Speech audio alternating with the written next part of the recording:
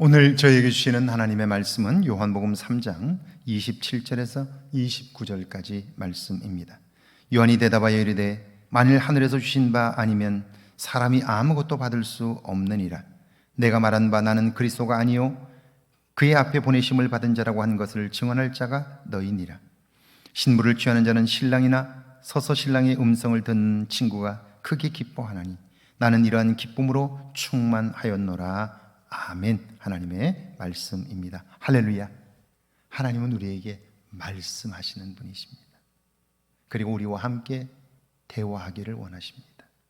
오늘 하루 그분의 음성에 관심하고 그분의 음성을 들어 그분과 함께 교제하는 복된 하루가 되기를 주의 이름으로 축원합니다. 성경은 정말 놀라운 말씀으로 가득합니다. 감히 생각하기 어려운 삶, 믿음으로만 가능한 능력 있는 모습을 우리에게 보여줍니다. 예수님 당시나 지금이나 사람들은 무엇을 먹을까, 무엇을 입을까 염려하고 걱정합니다. 그런 우리들을 향해 예수님은 이렇게 말씀하지요. 공중의 새를 보라. 심지도 않고 거두지도 않고 창고에 모아들이지도 아니하되 너희 하늘 아버지께서 기르시나니 너희는 이것들보다 귀하지 아니하냐. 너희가 염려함으로 그 길을 한 자나 더할 수 있느냐. 너희가 어찌 의복을 위하여 염려하느냐. 들의 백합화가 어떻게 자라는가 생각하여 보라. 수고도 아니하고 길쌈도 아니하느니라. 그러나 솔로몬의 모든 영광으로도 입은 것이 이 꽃 하나만 갖지 못하였느니라. 그러면서 결론입니다. 오늘 있다가 내일 아궁이에 던져지는 들풀도 하나님이 이렇게 입히시거든. 하물며 너희일까 보냐. 믿음이 적은 자들아. 하나님이 하시는 일을 믿고 볼 수 있는 눈이 우리에게 있다면 우리는 모든 염려와 근심과 걱정으로부터 벗어날 수 있게 되는 거죠.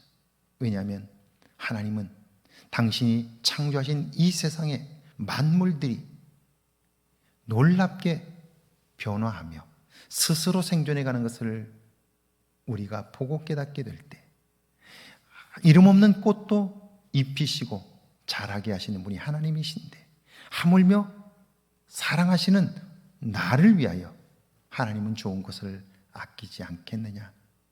그걸 볼 수 있게 되니까요, 근심과 염려와 걱정으로부터 자유할 수 있게 되는 거죠. 27절입니다. 요한이 대답하여 이르되 만일 하늘에서 주신 바 아니면 사람이 아무것도 받을 수 없느니라. 지금 요한의 입장에서는요, 인기가 시들고 있습니다. 자신을 따랐던 사람들이 예수님에게로 몰려가고 심지어 자신의 제자들 맞아 예수님께로 떠납니다. 상황으로 보면 감정이 상하고 불쾌할 수 있습니다. 배신감에 미운 마음이 들 수도 있습니다. 그런데 요한은 아닙니다. 그는 사람들이 예수님께 몰려가는 것, 자신의 인기가 추락하는 것에 대하여 놀라운 해석을 합니다. 사람들이 예수님께로 몰려가는 것, 그것은 하나님의 도움이 없이는 불가능합니다. 그 일은 하나님의 일로 믿는 거죠. 하나님의 일로 믿는 그 믿음의 눈이 있기 때문에 그것 때문에 속상하고 자기의 인기가 시들해지는 것으로 인하여 마음 아파할 수 있는데 그게 아니라 오히려 박수치고 기뻐할 수 있게 되는 거죠. 사건보다 중요한 것은 그래서 해석이라고 말하는 거죠. 자, 28절입니다. 내가 말한 바 나는 그리스도가 아니요 그의 앞에 보내심을 받은 자라고 한 것을 증언할 자는 너희니라. 세례요한은 자신의 감정에 판단을 맡기지 않았을 뿐 아니라 자신은 그리스도가 아님을 다시 한번 확인합니다. 그리고 내가 그분을 소개하기 위한 안내자임을 너희가 사람들에게 알리라고 말합니다.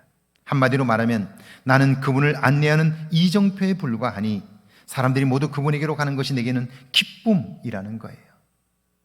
그걸 사람들에게 알리기 위하여 너희를 불러 내가 제자로 삼았다는 거예요.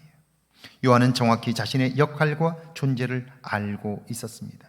자신의 역할과 존재에 대한 바른 이해는 곧 이 땅에 구원자로 오신 그분이 누구인가를 정확히 알았기 때문에 가능한 거죠. 29절입니다. 신부를 취하는 자는 신랑이나 서서 신랑의 음성을 듣는 친구가 크게 기뻐하나니 나는 이러한 기쁨으로 충만하였노라. 잔치집에는 결혼 당사자인 신랑과 신부가 기뻐하지만 동시에 양가의 부모님들 역시 기뻐합니다. 그리고 아름다운 신랑과 신부를 보는 친구들과 친척들, 그리고 그들을 알고 있는 사람들 역시 기뻐합니다. 신랑과 신부는 이들 모두에게 기쁨을 주는 존재입니다. 그러므로 예수 그리스도 안에 있으면 그분으로 인하여 모두가 기뻐할 수 있게 되는 거죠. 이게 신앙의 신비인 거예요.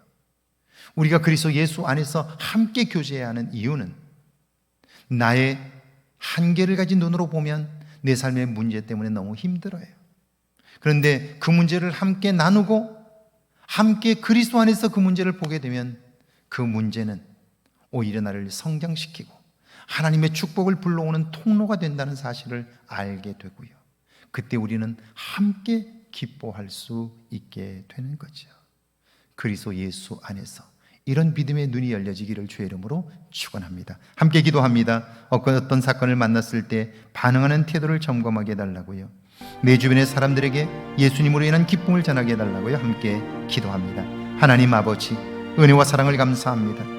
어떤 사건을 만났을 때 반응하는 태도를 점검하게 하옵소서. 내 주변의 사람들에게 예수님으로 인한 기쁨을 전할 수 있도록 은혜 베풀어 주셔서 나로 인하여 내 주변의 사람들이 모두가 기뻐하는 은혜의 역사가 있게 하옵소서. 주님이 함께 하심을 믿으며 예수님의 이름으로 기도하나니 여호와여, 우리 한 사람 한 사람을 소중히 여기시고 하나님 사용하여 주옵소서.